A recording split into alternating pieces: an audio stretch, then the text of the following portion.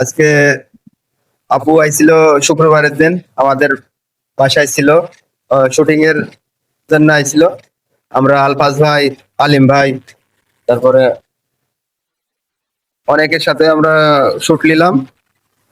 Video video shoot আমাদের শেষ, এখন আপাকে বিদায় দেওয়ার পালা।